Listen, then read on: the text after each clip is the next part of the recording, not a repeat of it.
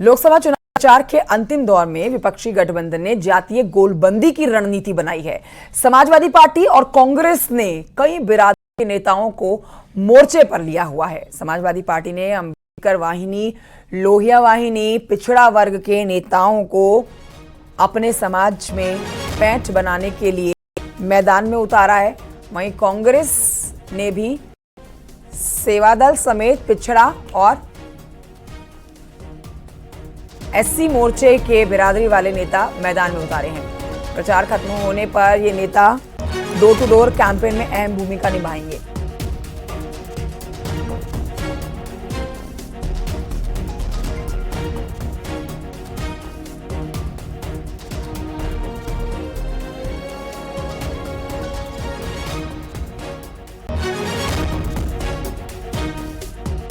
गठबंधन ने अपनी पूरी तैयारी कर रखी है। हमने बूथ वाइज एनालिसिस कर रखा है, हमने कॉन्स्टिट्यूएंसी वाइज एनालिसिस कर रखा है और हम पूरी तरीके से उस पर काम कर रहे हैं। जो हमारे बूथ हैं उस पर हमारे नेता लगे हुए हैं, हमारे कार्यकर्ता लगे हुए हैं, बीएलओज लगे हुए हैं हमारे, और हम पूरी ईमानदारी और मेहनत से जनता के हित के लिए, देश के हित के लिए काम कर रहे हैं। और आइए अब आपको आगे बढ़ते बताते हैं। प्रतापगढ़ के बीजेपी प्रत्याशी सांसद संगम लाल गुप्ता ने राजा भैया की जमकर तारीफ की है। संगम लाल गुप्ता ने राजा भैया को बताया है हिंदूवादी और राष्ट्रवादी विचारधारा का व्यक्ति।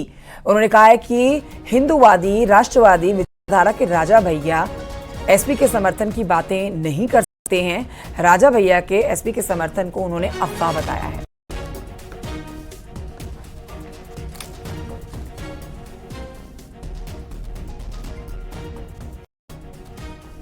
मुख्यमंत्री राजा भैया कट्टर हिंदुत्ववादी विचारधारा के व्यक्ति हैं। जिस तरीके से प्रभु श्री राम के मंदिर के प्राण प्रतिष्ठा में माननीय प्रधानमंत्री जी के साथ वहां पर वो उपस्थित थे, उसके बाद माननीय मुख्यमंत्री जी सारे विधायकों को दर्शन कराने ले गए तो सपा का कोई विधायक नहीं गया था। माननीय राजा भैया और भारतीय जनता पार्टी के सारे विधायक दर्शन करने गए थे रामलला के।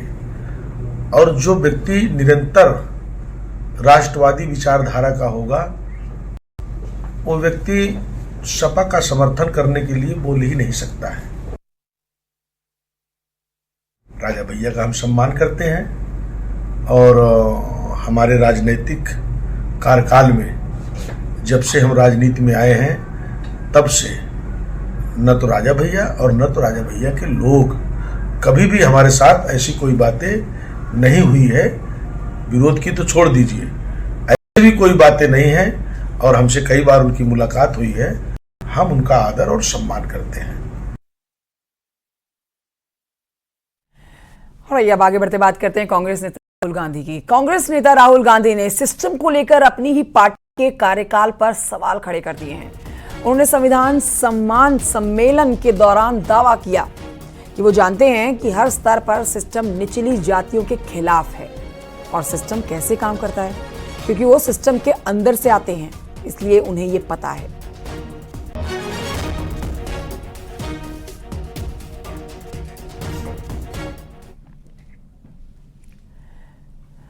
अब राहुल गांधी के इस बयान पर पीएम मोदी ने हमला बोला है और कहा है कि उन्होंने कहा है कि कांग्रेस के शहजादे के मुंह से सच निकला है। सुनिए पीएम मोदी क्या कह रहे हैं।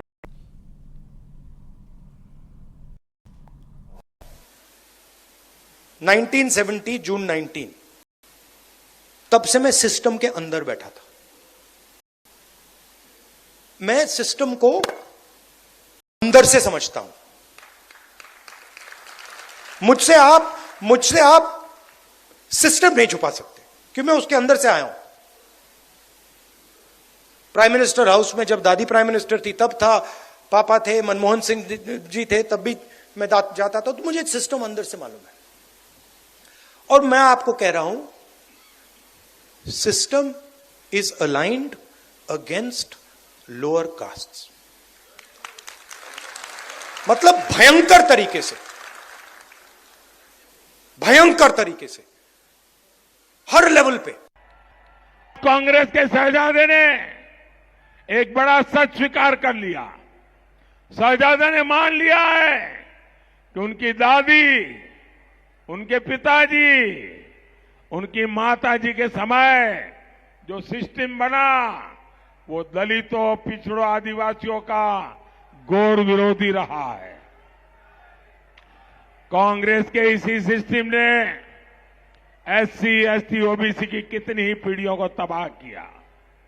आज शाहजादे ने खुद ये बात मान ली है।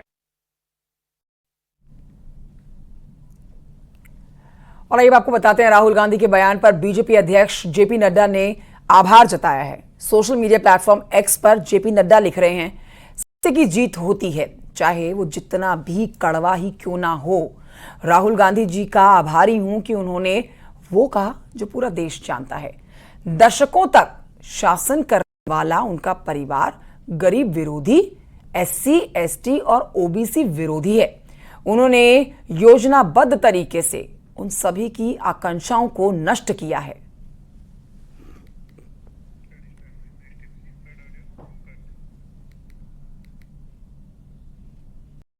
छठे चरण के चुनाव प्रचार का आज आखिरी दिन है। इस पर जानकारी ले लीजिए कि शाम के 6 बजे तक ही चुनाव प्रचार किया जाना है।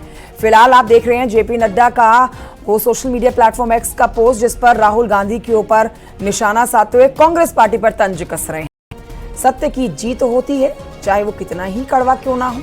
राहुल गांधी जी का आभार व्यक्त कर रहे हैं कि उन्होंने सत्य को कबूला है। तो सिस्टम पर सवाल खड़े करने वाले राहुल गांधी लंबे समय तक उनकी पार्टी सिस्टम बनाकर रही है, देश में सत्ता में रही है। बस इसी मुद्दे पर अब बीजेपी, एक तरफ प्रधानमंत्री नरेंद्र मोदी ने राहुल गांधी और पार्टी को घेरा है, तो वहीं जेपी नड्डा भी पीछे क्यों रहेंगे। उन्होंने भी सोशल मीडिया प्लेटफॉर्म एक्स पर पोस्ट कर डाला है।